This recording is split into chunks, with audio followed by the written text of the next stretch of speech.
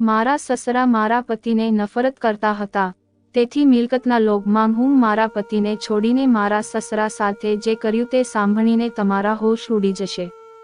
જ્યારે હું રૂમમાં પ્રવેશી તો મારો જીવ નીકળી ગયો, કારણ કે સસરા તો ત્યારીમાં જ હતા. અને મેં મારા હોઠ પર લાલ લિપસ્ટિક અને મારા ખુલ્લા વાળ મારી સુંદરતામાં વધારો કરતા હતા.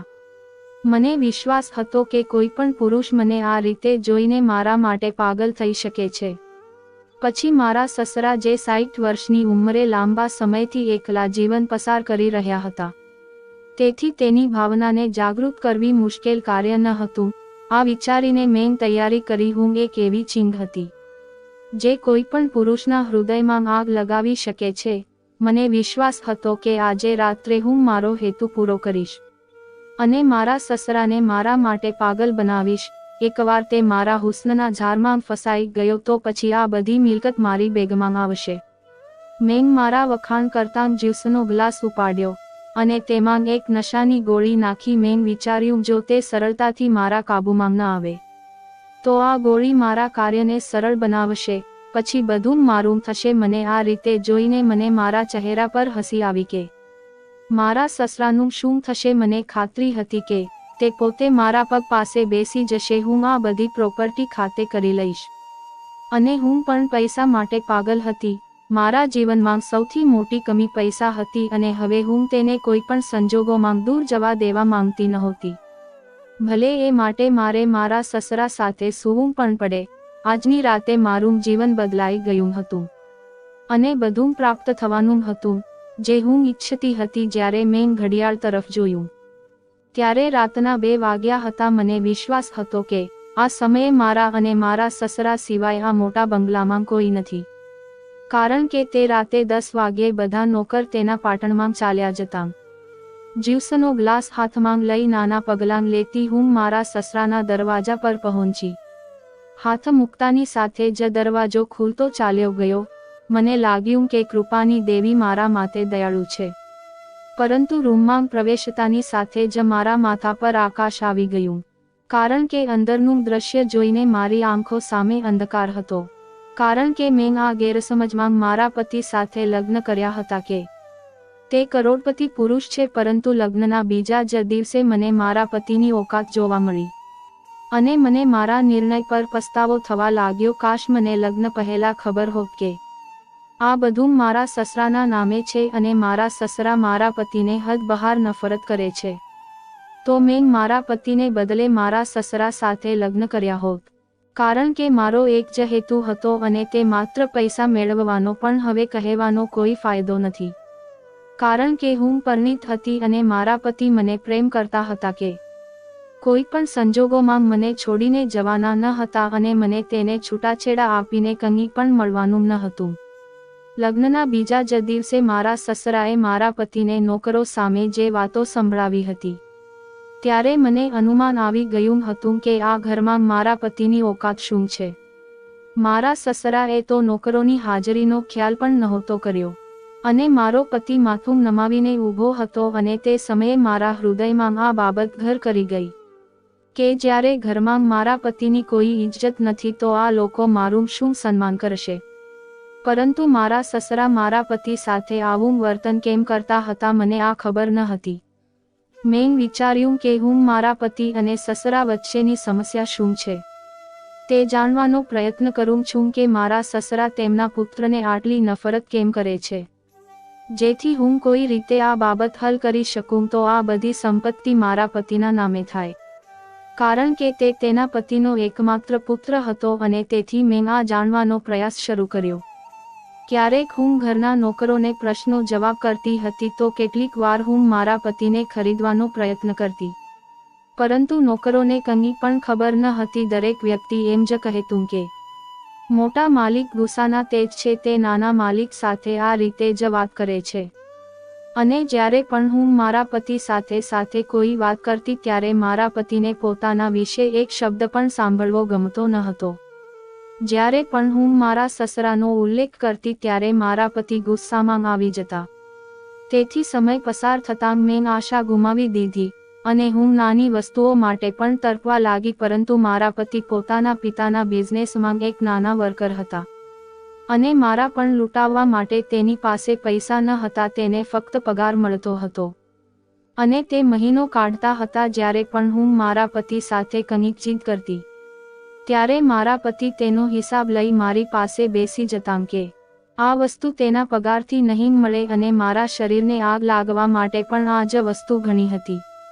દિવસ પસાર થતાં મારામાં બેચેની વધી રહી હતી. એમ કહેવું કે હું મહેલમાં રહેતી હતી, પરંતુ મારી સ્થિતિ નોકર જેવી હતી. પહેરવા માટે સારા કપડાં ન હતા, ન તો ઘરના નોકરો મને કંઈ પણ માનતા હતા. જો કોઈનો ઘરમાં સિક્કો ચાલતો હતો તો તે મારા સસરા હતા. ખોરાક પણ તેની પસંદનો જ રાંધવામાં આવતો હતો અને મારે પણ તે જ વસ્તુઓ ખાવી પડતી હતી. જે સસરા ઓર્ડર આપતા હતા એ નિયમ પથ્થરની લકીર માનવામાં આવતો હતો.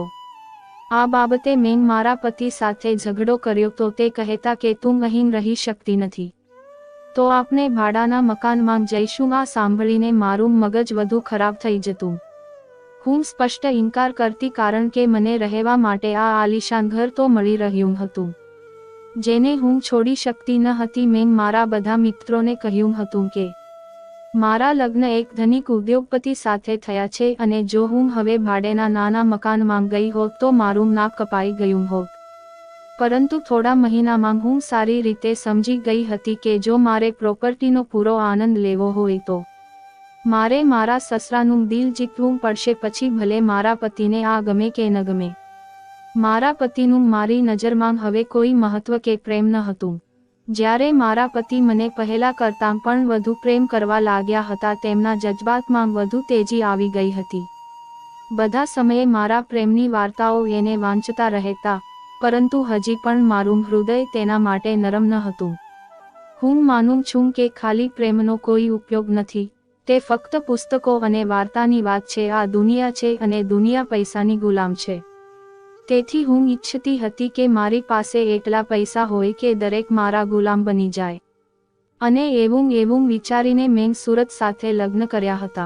પરંતુ મને શું ખબર હતી કે મારું નસીબ મને છેતરશે. ખરેખર મારા સસરાએ મારા પતિને એક નાનો રૂમ આપ્યો હતો, જેમાં વધુ ન તો કોઈ સામાન હતો કે ના એસી લગાવેલું હતું. મને તો એવું લાગતું હતું મારા સસરાએ દયા કરી મારા પતિને આ સ્થાન આપ્યું છે. હું લગ્ન પહેલાં તેની ઓકાત જાણતી ન હતી, નહીં તો હું તેની સાથે ક્યારેય લગ્ન કરત નહીં. પરંતુ ભૂલ માત્ર મારી જ હતી. મેં સુરત પાસે ક્યારેય તેની વ્યક્તિગત બાબતો વિશે જાણવાનો પ્રયત્ન જ કર્યો ન હતો કે મેં પૂછ્યું ન હતું કે આ મિલકત કોના નામે છે. હું આ સમજતી હતી કે સુરત તેના પિતાનું એકમાત્ર પુત્ર છે, તેથી જો આજે નહીં તો કાલે બધું સૂરજનું જ થઈ જશે. પરંતુ પછીથી મને જાહેર કરવામાં આવ્યું કે તેના પિતા તેને નફરત કરે છે. ઘણા પ્રયત્નો કરવા છતાં હું જાણી શકી ન હતી કે મારા પતિ અને સસરાની સમસ્યા શું છે. તે પછી મેં મારા સસરાનું દિલ જીતવાનો પ્રયાસ શરૂ કર્યો અને તેની સેવા કરવાની ચાલુ કરી. ક્યારેક તેને ચા બનાવી આપતી, ક્યારેક જ્યુસ આપતી, ક્યારેક સારું જમવાનું બનાવી આપતી અને તેની સામે એવા કપડાં પહેરતી જેમાં મારું અડધું શરીર દેખાય. પરંતુ મારી સુંદરતાની તેમના પર કોઈ અસર થઈ નહીં અને પછી એક દિવસ કંઈક એવું બન્યું જે મારા વિચારોની વિરુદ્ધ હતું. જ્યારે મારા પતિ કામ પરથી પાછા ફર્યા ત્યારે તે સીધા તેના પિતાના રૂમમાં ગયા. જ્યારે આજ સુધી મેં ક્યારેય મારા પતિને તેના પિતાના રૂમમાં જતાં જોયા ન હતા. મને લાગ્યું કે કદાચ કોઈ અગત્યનું કામ હશે, પણ થોડી જ વારમાં બંનેની લડાઈનો અવાજ મારા કાને પહોંચવા લાગ્યો.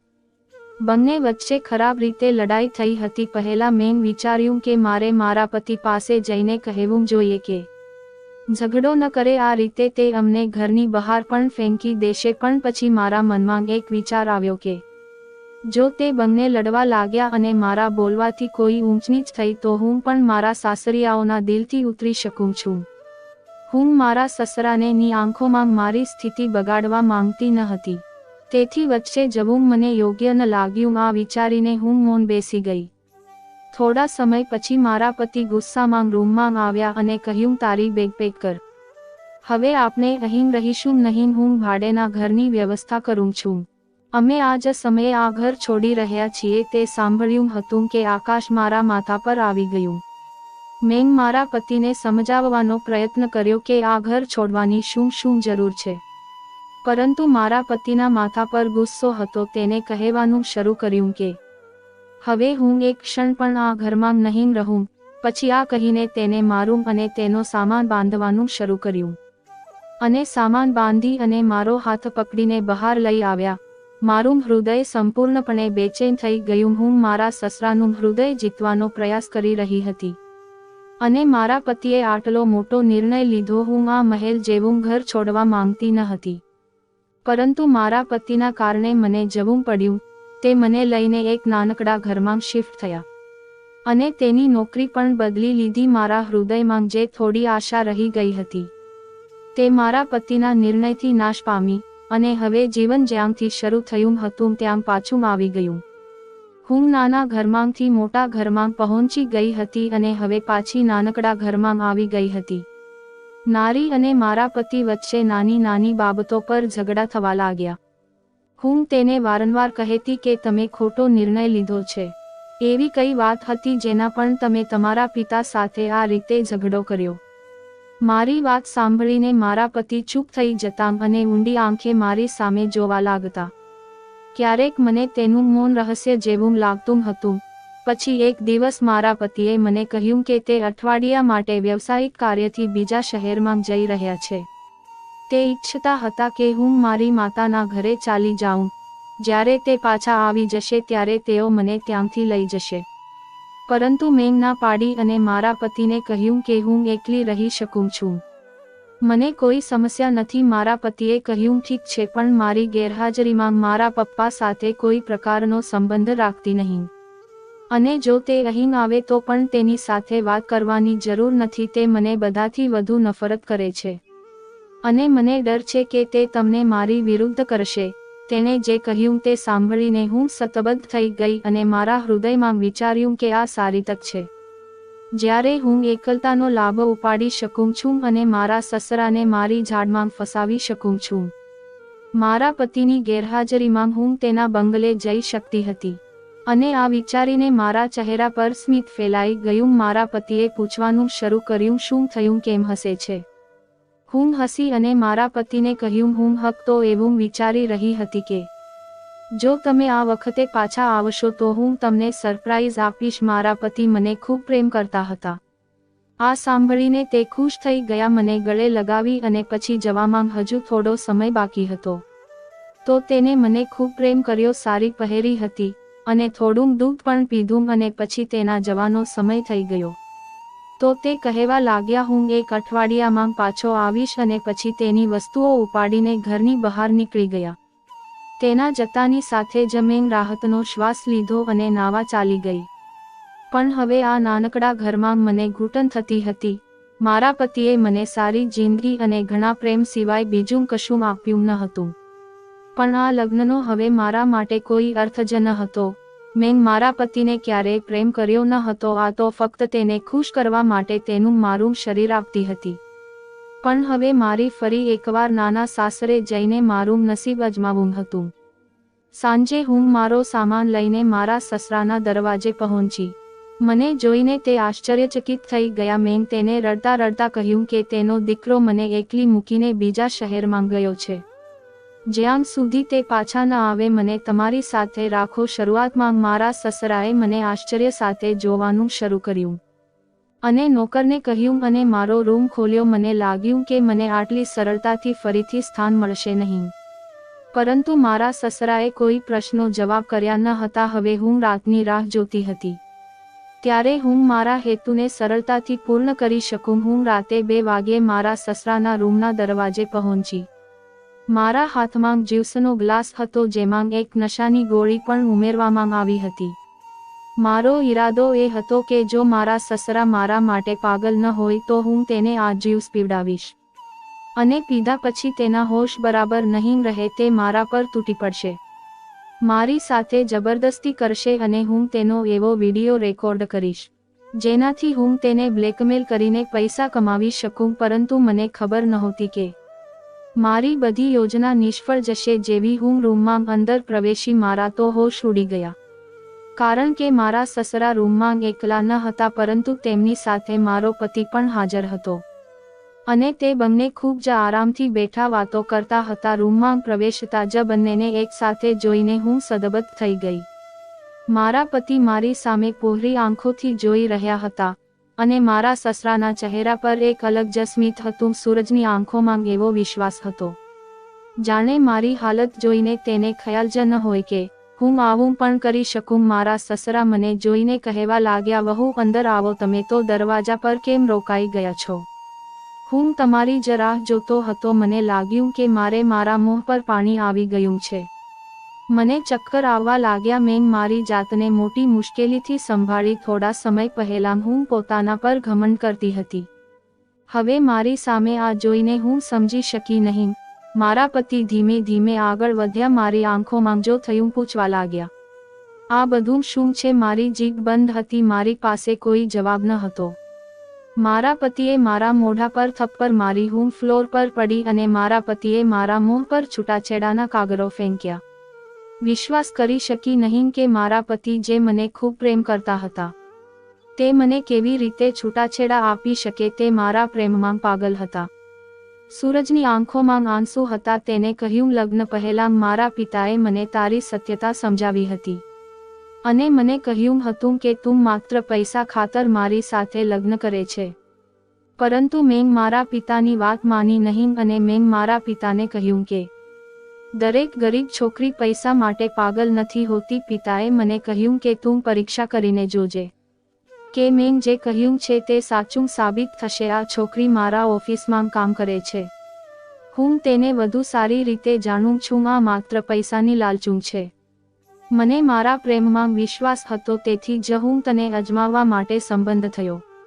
પપ્પા મને નફરત કરતા ન હતા પણ તારી કસોટી કરવા માટે પિતાજીએ મને નોકર બનાવીને પોતે જ માલિક બની ગયા હતા અને મારા પ્રત્યે દ્વેષ વ્યક્ત કરવા માંડ્યા હતા, જેથી તું માની લે કે મારી પાસે કોઈ ધન સંપત્તિ નથી અને મારી પાસે ક્યારેય હોઈ શકે તેમ નથી. પપ્પાને વિશ્વાસ હતો કે તેઓ સાચા સાબિત થશે, તેથી તેને છૂટાછેડાના કાગળો અગાઉથી કરાવી દીધા હતા. તે મારા જીવનમાં તને સહન ન કરી શકત કારણ કે તું એક લોભી છોકરી છે. મને લાગે કે મારા ખાલી હાથ હોવા છતાં પણ તેનાથી તને કોઈ ફરક નહીં પડે. તું મને પહેલાની જેમ જ પ્રેમ કરીશ, પણ દરેક વીતતા દિવસ સાથે તું મારાથી દૂર જતી રહી. છતાં પણ મેં મારા પ્રેમમાં કોઈ કસર છોડી નહીં. હું તને મારા પ્રેમથી જીતવા માંગતો હતો. હું તને દિવસ રાત બસ પ્રેમ આપતો હતો જેથી તું સંપત્તિથી વધારે મને સમજે. પરંતુ સંપત્તિને કારણે તે મને છોડી દીધો અને મારી સાથે નાની નાની વસ્તુઓ માટે ઝઘડો કરવાનું શરૂ કર્યું. હું જાણતો હતો કે પપ્પાની વાત સાચી છે, પરંતુ તો પણ હું તારા માટે પપ્પા સામે લડી રહ્યો હતો. જ્યારે એક દિવસ પપ્પાએ મને કહ્યું કે તું તેની સામે અડધા શરીર દેખાય તેવા કપડાં પહેરીને આવી છે, તો હું માની શક્યો નહીં. હું ગુસ્સે થઈ ગયો અને પિતાને તમારા પર આવા આક્ષેપો ન કરવાનું કહીને ગુસ્સો કરવા લાગ્યો.